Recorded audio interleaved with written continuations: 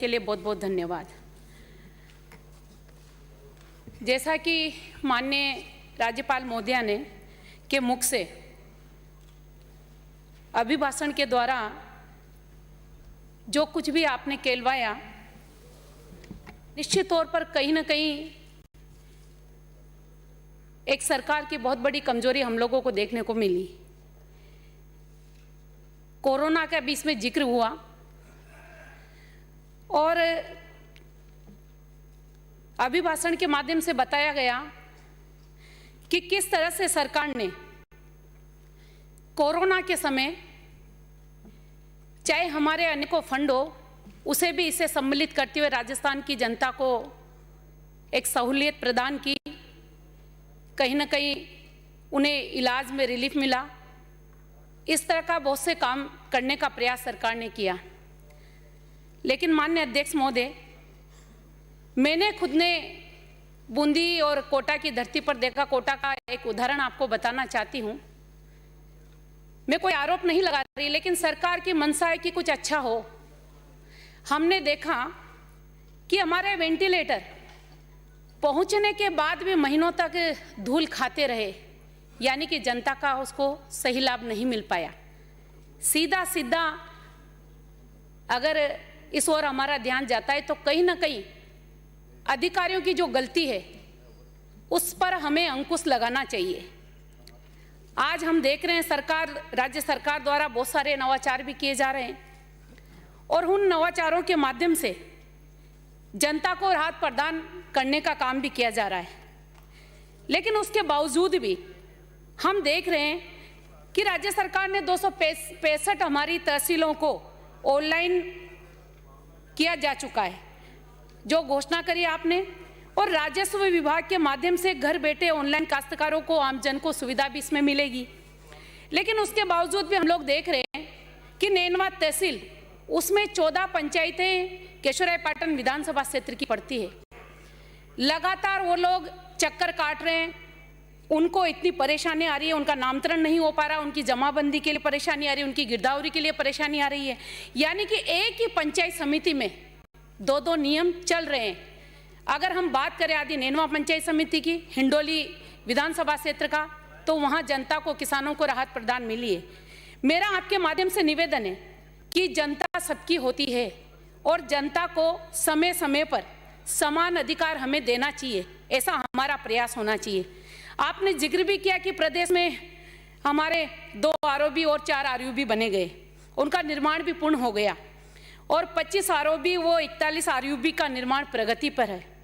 इसका एक जागता सा उदाहरण मैं आपको बताना चाहती हूँ कि हमारा कितना बड़ा टेक्निकल फॉल्ट केशवरायपाटन की धरती पर हमारा आरओबी का निर्माण चल रहा है।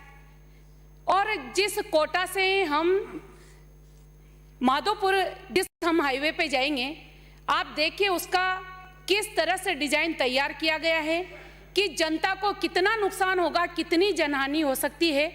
जिस रोड पे कोटा टू माधोपुर डेली हमारी 2000 गाड़ियां गुजरती है, वहां पर किसी तरह का कोई टी नहीं दिया गया है।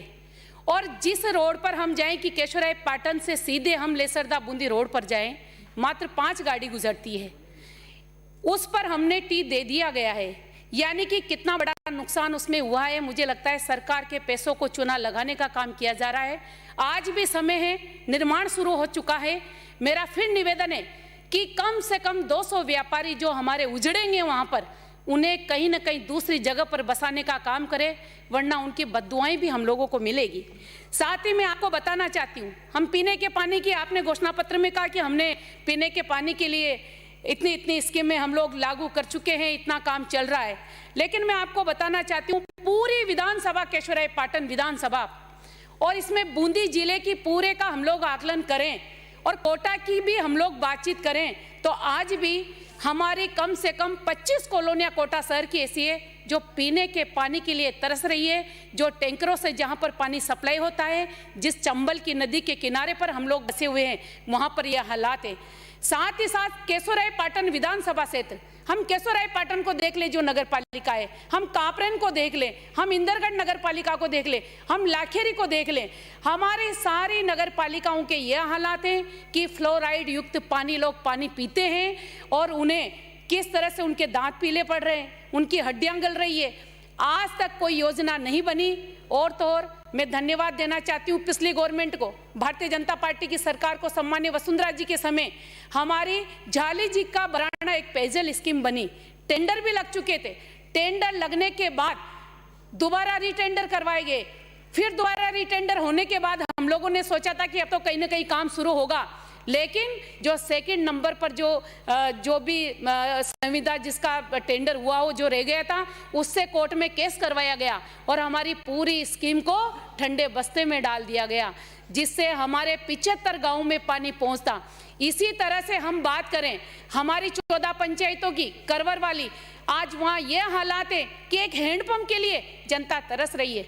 माननीय सभापति महोदय, आपके माध्यम से मेरा निवेदन है सरकार से, माननीय मंत्री महोदय से निवेदन है कि सच्चे मायने में अगर राज्यपाल महोदय जी से आपने, माननीय महोदय जी से आपने कुछ अपने उनके मुख से कहलवाया है, तो उस बात को पूरा करके दिखाइए कि क्या जनता को हम एक हैंडपंप लगाकर नहीं दे सकते, एक ट्यूबवेल लगाकर नहीं दे सकते। हमने पहले भी देखा है, हम 100 हैंडपंप लगाया करते थे, लेकिन आज यह हालात है कि एक हैंडपंप के लिए भी हम लोग इधर उधर ताक रहे हैं। सड़कों की हालत देखिए, हमने बोल दिया कि हमने इतने किलोमीटर सड़कें बना दी, मिसिंग लिंक का आता पता नहीं है।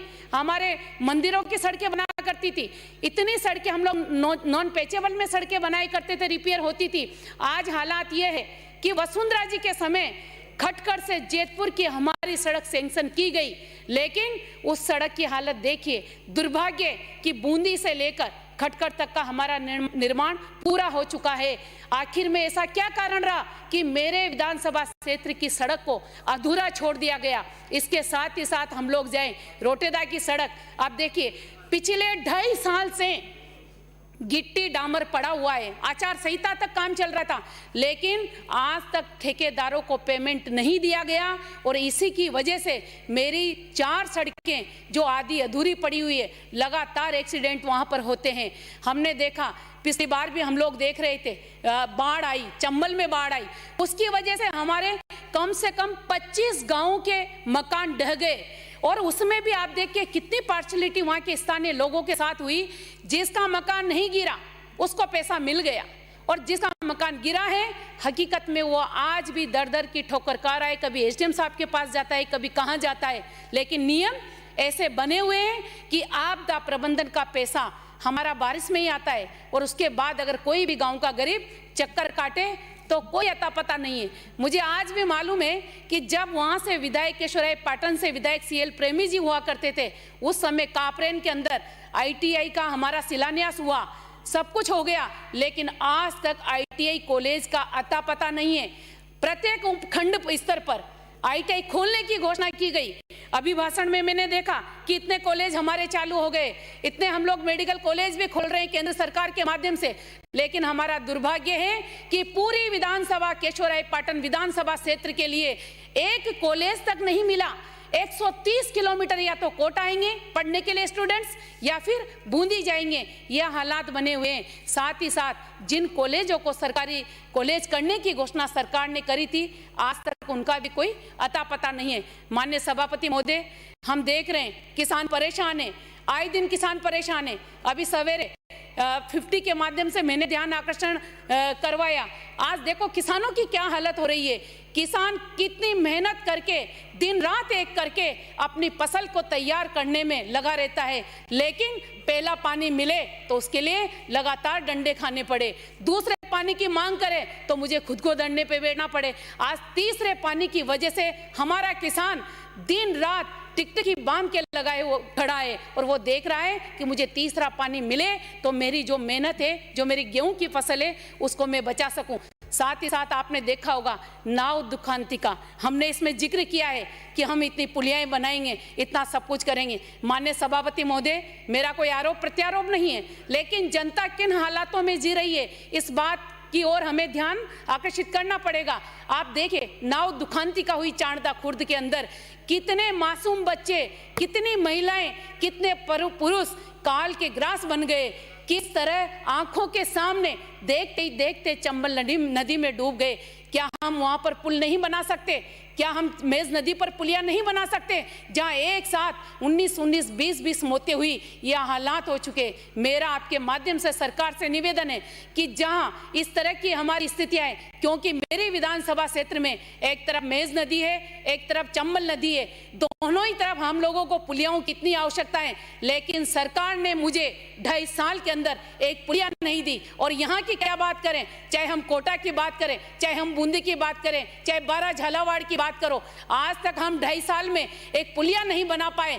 हम देख रहे हैं लगातार पटवारी किस तरह से हड़ताल कर रहे हैं, हमारी आशा सहयोगी ने जो लगातार हड़ताल कर रही है। हम महिला बाल विकास की बातचीत करें, मैंने पिछले सत्र में क्वेश्चन लगाया कि किस तरह से महिला बाल विकास में बैठने वाले बाबू हमारी आंगनबाड़ी कार्यकर्ता बहनों के साथ लगातार लूट खसोट कर रहे हैं। और मैं धन्यवाद देना चाहती हूं आपके माध्यम से मंत्री महोदय से कि उन्होंने एक बाबू को सस्पेंड भी किया, ऐसा भी मुझे जानकारी मिली है। लेकिन कहीं ना कहीं जो हालात बने हुए हैं, उन हालातों पर सरकार का ध्यान होना चाहिए। साथ ही साथ हम लोग बातचीत करें, हम सोच रहे थे कि राजस्थान आत्मनिर्भर बनेगा, कहीं ना कहीं इस बात के लिए सरकार विचार कर रही होगी। हमारे जो नेचुरल रिसोर्सेज है उससे हम लोग काम चलाएं, लेकिन हमने कोरोना काल में देखा है किस तरह के हालात हो गए।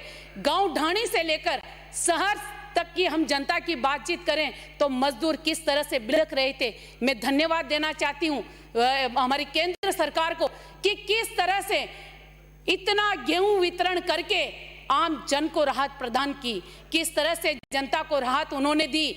और मैं इस बात के लिए भी धन्यवाद देना चाहती हूँ केंद्र सरकार से कि आज हम देख रहे हैं कि किसानों के भी खाते में जो पैसा डलवाने का लगातार सरकार काम कर रही है, वो हम सबके सामने। हम राज्य सरकार की बातचीत करें, कहीं ना कहीं मेरा इस तरह का कोई मन नहीं है कि मैं राज्य सरकार के ऊपर आरोप लगाऊं, लेकिन चिकित्सा के क्षेत्र में हम बात करें तो हमें कुछ नहीं। सड़कों के हालात बिल्कुल जर्जर हो चुके हैं, एजुकेशन की दृष्टि से देखें तो कुछ नहीं, बिजली की व्यवस्था जिस तरह से चरमरा गई है वो हम सबकी आंखों के सामने। आज आपने वादा किया था, घोषणा पत्र में लिखा था कि हम एक बार भी बिजली के दाम नहीं बढ़ाएंगे, लेकिन क्या हुआ, हमने लगातार गुपचुप तरीके से बिजली के दाम बढ़ाए। आज देखिए, एक किसान जिसके एक छोटा सा कमरा, उसके कितने 20-20 हजार रुपए के बिल आ रहे हैं, बिल हमारे पास लेकर आए।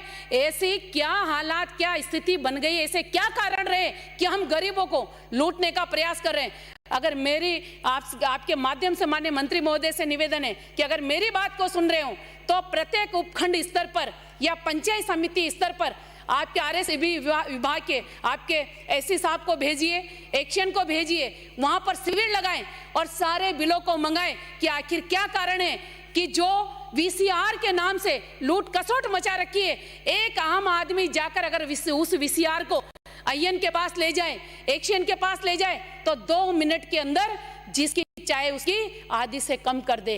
और अगर कोई फोन करता रहे कि ईमानदारी से उसने कोई बिजली चोरी नहीं करी, मैं एक उदाहरण के तौर पे आपको बताना चाहती हूँ कि मैंने खुद ने कोटा SC से बातचीत करी एक दुकान पर जिस पर कोई बिजली चोरी नहीं है, और पास का पड़ोसी बोल रहा है कि मैंने बिजली चोरी करी है। फोटो के आधार पे हमने पहचान करी और मैंने खुद ने फोन किया कि जब बिजली चोरी नहीं करी तो उसके 60,000 रुपए की, 40,000 रुपए की किस तरह से VCR भर रहे हो। लेकिन उसके बावजूद भी RSEB विभाग के जो हालात हैं वो किसी की सुनने वाले नहीं है।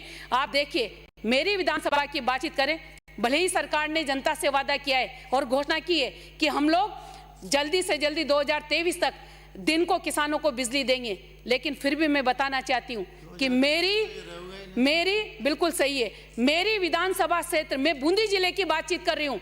एक जिले के अंदर 2 कानून, आप देखिए कितनी लड़ाई लड़ी देश के अंदर हम लोगों ने कि एक देश में 2 विधान और 2 संविधान नहीं चलेंगे, लेकिन उसके बावजूद भी इस तरह के हालात। हिंडोली विधानसभा क्षेत्र में दिन को बिजली मिले किसान को, और केशवरायपाटन विधानसभा क्षेत्र में रात को बिजली मिले। ट्रांसफार्मर की यह हालात, और आज भी लगातार 8 दिन से पूरे बूंदी जिले के अंदर जो काम चल रहा है, लगातार किसान के बिल जमा नहीं है तो उनके कनेक्शन काटे जा रहे हैं, मजदूरों के बिल जमा नहीं है तो उनके कनेक्शन काटे जा रहे हैं। आप देखिए, आप भी जानते, हम भी जानते कि किसान की फसल का पैसा कब आता है, हम देख रहे हैं। फिर अगर ऐसी हालात में हम कुछ महीने के लिए, 15 दिन के लिए, 20 दिन के लिए अगर विभाग को इस तरह का निर्देश दें कि आप किसी का बिजली का कनेक्शन नहीं काटेंगे, तो क्या कौन सा पहाड़ टूट पड़ेगा। आज यह हालात बने हुए हैं कि जैसे ही गांव के कनेक्शन काटे, आप गेंडोली फोलाई में चले जाइए, ट्यूबवेल तक नहीं चल पा रही, ट्यूबवेल तक पीने के पानी के लिए दूसरे गांव में लोग जा रहे हैं। और आज 4 दिन से हमारी पोलाई गेंडोली की लाइटें बंद पड़ी है, बिजली के बिल जमा नहीं है। अरे किसान है, हम सबको किसान की हालात का मालूम है। कहने को बातें बहुत सारी है, लेकिन मैं फिर भी आपके माध्यम से निवेदन करना चाहूँगी। आयुष्मान भारत की हम लोग बात कर रहे हैं, आप देखिए हमने कितने राजस्थान के लोगों का नुकसान किया, कितने गरीबों का नुकसान किया। अगर इसी योजना को हम 202 साल पहले हम पूरा करते तो कम से कम 2000 लोगों को इसका लाभ हम लोग दे चुके होते, लेकिन हमने जिद्दी के कारण इसको अटका के रखा। सिर्फ हम अधिकारियों के इशारों पे चलना चाहते हैं, अधिकारी जो बोल दे वही बात हम लोग करें। कल सम्मान्य मदन जी दिलावर साहब हमारे सदस्य रामगंज मंडी से आने वाले चर्चा कर रहे थे कि किसानों को ताकली बांध का पैसा नहीं मिल रहा। किसानों को आपने मुआवजा दे दिया, किसानों को आपने प्लाट के बदले प्लाट दे दिए, लेकिन आज भी मुझे याद है 2012 में, और उसके बाद भी फिर हमारी मीटिंग हुई कलेक्टर महोदय की अध्यक्षता में, जो हमारी जिले की कमेटी बनी हुई है, उस जिले की कमेटी की मीटिंग हुई। उस मीटिंग में डिसीजन लिया गया कि एस ग्रेसिया में इनको छूट दी जाएगी, राहत प्रदान की जाएगी, और जितने भी जो 18 वर्ष से ज्यादा के जितने भी जने हैं उनको अलग अलग से मकान की राशि दी जाएगी। उन लोगों का हमने तय किया, लेकिन उसके बावजूद भी 21 करोड़ रुपए की वजह से हमने इस स्कीम को कितने करोड़ों पे पहुंचा दिए। मात्र किसानों को हम नहीं देना चाहते। ये वो अच्छी मानसिकता जो हमारी है, कहीं ना कहीं इस पर हमें अंकुश लगाना पड़ेगा। हम लोग बात करें साथ ही साथ नहरी तंत्र की, तो 1275 करोड़ रुपए हमारे आज भी बिल्कुल एक तरह से वो बोलते हैं कि रद्दी की टोकरी में डाल दिया गया। इस तरह के हालात, जब किसान को पानी नहीं मिल रहा, हमारी नहरें जर्जर हो रही है, हमारे धोरों का अता पता नहीं है, जगह जगह किस तरह के हालात हो रहे हैं, उसके बावजूद भी हम सरकार का पैसा पड़ा हुआ है। लेकिन अधिकारियों की मानसिकता देखिए, अपने लिए बंगले में पैसे लगा रहे हैं, अपने लिए गाड़ियां खरीद रहे हैं नो, लेकिन किसान का पैसा किसान के खेत पर नहीं लग रहा। ये हालात हमारे राजस्थान के हैं, तो इस बात पर हमें विचार करना चाहिए। साथ ही साथ मैं निवेदन करना चाहूंगी, आज हम देख रहे हैं कोरोना काल से गुजरे किस तरह से नगर पालिका में हमारे हालात बने हुए। नगर पालिका क्षेत्र में अगर हम नरेगा को चालू करेंगे तो निश्चित तौर पर वहाँ के मजदूर को, क्योंकि कभी कभार क्या होता है, जैसे मेरी नगर पालिका क्षेत्र इंद्रगढ़ है, आप देखिए वहाँ की 8000 कुछ आबादी है, लेकिन वो पंचायत हेडक्वार्टर होना चाहिए, उसको नगर पालिका बना दिया गया। आज ये हालात है कि लोगों को मजदूरी नहीं मिल रही, गांव छोड़ छोड़ के या तो जयपुर आ रहे हैं, या माधोपुर जा रहे हैं, या कहीं दूसरी जगह जा रहे हैं। अगर हम पूरे राजस्थान के नगर निकाय क्षेत्र के अंदर हम नरेगा को चालू करेंगे तो निश्चित तौर पर वहाँ के लोगों को एक बहुत बड़ा लाभ इससे मिल सकता है। साथ ही साथ हम लोग मैं कहना चाहूँगी कि पीएम आवास योजना के मकान, मैं मानती हूँ कि पंचायत से हमारा पूरा प्लान तैयार होकर आता है, पूरी लिस्ट आती है, हम ऊपर भेजते हैं, जिसके मकान नहीं है उसके मकान बनते हैं। लेकिन कभी कभार हमारे अधिकारियों की गलती की वजह से आप देखिए कितने गलत डिसीजन होते हैं, कितने गलत काम होते हैं। मैंने पीएम आवास योजना में देखा है, जिग्री में खुद जाकर देख के आई हूँ। मेरी मोहनपुरा पंचायत, सुमेर गजमंडी हमारी पंचायत हेडक्वार्टर, आप देखिए हमारी जो लास्ट किस्त आती है, जब हम हमारे बीडीओ, हमारे सेक्रेटरी इस तरह की रिपोर्टिंग दे रहे हो कि ये मकान पूर्ण हो चुका है, जब मकान को हमने पूर्ण 100 कर दिया तो फिर देखिए तीसरी किस्त हमें कैसे मिलेगी जो नरेगा में मिलती है। आज भी कम से कम मेरी विधानसभा क्षेत्र के 700 से 800 लोग जिनको पीएम आवास योजना में मकान मिले हैं गत वर्ष, उनको लास्ट किस्त नहीं मिल पा रही, और लास्ट में उन्हें अधिकारियों ने ये बोल दिया उनको कि आपको किसी भी हिसाब से ये पैसा नहीं मिल सकता, तो कम से कम हम यहाँ से निर्देश दें, हमारे सेक्रेटरियों को बताएं, हमारे बीडीओज को बताएं कि आप इस तरह के आनन फानन में आदेश नहीं निकालें जिससे हमारे गांव का गरीब का नुकसान न हो। और इसके साथ ही साथ देखिए, पीएम आवास योजना में और सीएम आवास योजना के जो मकान बने, कितनी बड़ी खामियां रही है। मीडिया के माध्यम से भी मैंने खुद ने भी पढ़ा, जाकर भी पूछताछ करी। आप देखिए, उस पंचायत से बाहर का रहने वाला व्यक्ति, उसके अकाउंट में तीसरी किस्त डल जाए, ऐसा कैसे? मैं कहूंगी कि अगर ऐसा किसी अधिकारी ने किया है तो निश्चित तौर पर उसके खिलाफ सख्त से सख्त कार्रवाई होनी चाहिए, ताकि जिस गरीब का नुकसान हुआ है उसके नुकसान की भरपाई हो सके। ये मेरा आप लोगों से निवेदन है। साथ ही साथ डीएमएफटी की हम लोग बातचीत कर रहे थे, कितने हमारे विकास कार्य डीएमएफटी के माध्यम से होते थे। आज 200 करोड़ से ज्यादा तो कोटा के हैं और इतने ही पैसे हमारे बूंदी के हैं। मेरा आपके माध्यम से निवेदन है माननीय मंत्री महोदय से कि डीएमएफटी के माध्यम से, क्योंकि हम जानते हैं कि गांव की क्या हालात रहती है, जहां खनन होता है वहां पर एक ट्यूबवेल के लिए इंसान तरस जाता है, क्योंकि जहां माइनिंग होती है वहां पानी नहीं मिलता। ट्यूबवेल कितनी भी गहरी, हम 300, 400, 700 फीट गहरा खोद दे, उसके बावजूद भी पानी नहीं मिलता, लेकिन वहां के लोगों को इसका लाभ नहीं मिल रहा। मैं समाप्त कर रही हूं साहब मेरी बात को। मेरा निवेदन है कि जो हमने डीएमएफटी में 2017 में हम लोगों ने 18 से पहले जो प्रस्ताव लिए थे, उन प्रस्तावों को पूर्ण किया जाए, क्योंकि बहुत सारी टंकियां बननी थी, बहुत सारी पाइपलाइन के काम हम लोगों ने उसमें दिए थे। अगर वो काम हम लोग करते हैं तो निश्चित तौर पर जनता को राहत मिलेगी, वरना डीएमएफटी के पैसे का जिस तरह से राजस्थान गवर्नमेंट ने दुरुपयोग किया है, चिन्हित जगह पर माननीय मंत्री महोदय ने, अगर हॉस्पिटलों में पैसे लगे तो माननीय मंत्री महोदय ने लिस्ट दे दी, और चिन्हित जगह पर 1 जिले 2 जिले में पैसा लग जाए, इससे काम चलने वाला नहीं है। पूरी राजस्थान की जनता को उसका लाभ मिलेगा। तो निश्चित तौर पर हमने जनता के साथ न्याय किया है। मुझे बोलने का मौका दिया, मैं धन्यवाद देना चाहती हूँ। और साथ ही आगे के लिए जिस तरह से हमने अभिभाषण में महामहिम राज्यपाल महोदय के मुखारविंद से जो कुछ कहलवाया, हम आगे ऐसा नहीं करें। जो कुछ काम हाथ में ले उसे पूर्ण करें और जनता को राहत प्रदान करें। इसी के साथ धन्यवाद। जय हिंद, जय भारत।